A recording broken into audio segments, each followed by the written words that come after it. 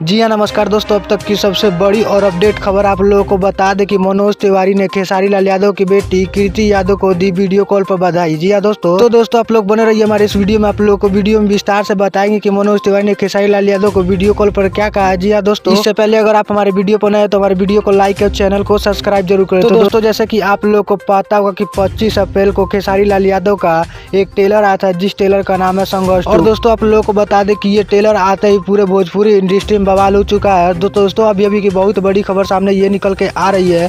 आप लोगों को बता दें कि मनोज तिवारी ने वीडियो कॉल पर खेसारी लाल यादव की बेटी कृति यादव को दी बधाई। जी हाँ दोस्तों, तो दोस्तों आप लोगों को बता दें कि मनोज तिवारी ने संघर्ष 2 का प्रमोशन करते हुए कहा कि संघर्ष 2 एक बहुत बड़ा रिकॉर्ड बनाएगा और भोजपुरी इंडस्ट्री का सबसे बड़ा मूवी होगा। जी हाँ दोस्तों, तो दोस्तों आप लोग अपना राय इस कमेंट बॉक्स में बताइए कि क्या संघर्ष 2 का प्रमोशन मनोज तिवारी ने जैसे किया वैसे सभी एक्टरों को संघर्ष 2 का प्रमोशन करना चाहिए कि नहीं करना चाहिए। आप लोग अपना राय इस कमेंट बॉक्स में जरूर दीजिएगा। मिलते हैं आप सभी से किसी नेक्स्ट वीडियो में। जब तक के लिए जय हिंद, जय भारत।